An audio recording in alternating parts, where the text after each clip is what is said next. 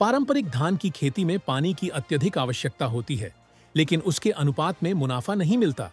इसी कारण गोंदिया जिले की सड़क अर्जुनी तहसील के घोटी गांव के एक किसान ने बागवानी की खेती की ओर रुख किया है। पपीते की खेती से उन्होंने सालाना 7 लाख रुपए का शुद्ध मुनाफा कमाया है। ये हैं घोटी गांव तहसील सड़क अर्जुनी के किसान सुधीर कोरे।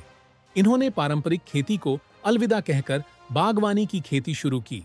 पहले इसी जमीन पर धान की खेती होती थी, जिसमें बहुत अधिक पानी लगता था और समय पर बिजली न मिलने के कारण फसलें खराब हो जाती थीं। इस कारण सुधीर कोरे ने परंपरागत खेती छोड़ने का निर्णय लिया और अपनी 3 एकड़ जमीन पर पपीते की खेती शुरू की। 3 एकड़ में पपीते की खेती पर कुल 5 लाख रुपए का खर्च आया। अब तक उन्होंने 5 लाख रुपए का पपीता बेच लिया है और आगे 7 लाख रुपए तक की अतिरिक्त आमदनी की संभावना है। इस प्रकार सभी खर्च निकालने के बाद उन्हें लगभग 7 लाख रुपए का शुद्ध मुनाफा होने की उम्मीद है। कोरे आहे, घोटी गावी राहतो, तालुका सडक अर्जुनी, जिल्हा गोंदिया। मी अगोदर शेती धानाची करत होतो। पारंपरिक शेतीला फाटा देता मी फळबागेकडे वळलो।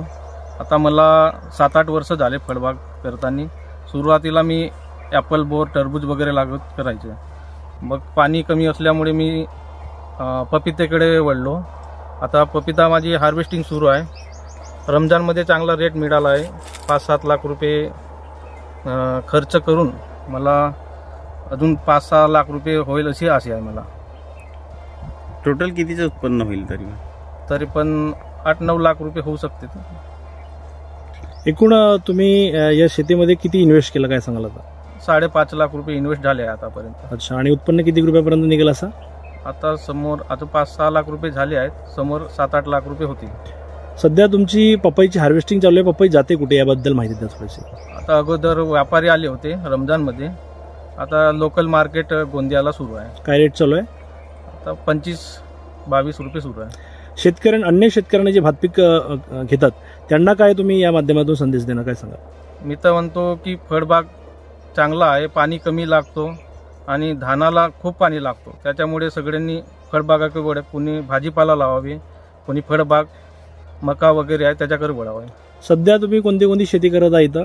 माझ्याकडे काटकोळ आहे 3 एकराला, पेरू आहे 2.5 एकराला आणि पपीता आहे 3 एकराला, ॲपल बोर आहे 2 एकराला। असे अनेक पीक आहेत माझ्याकडे।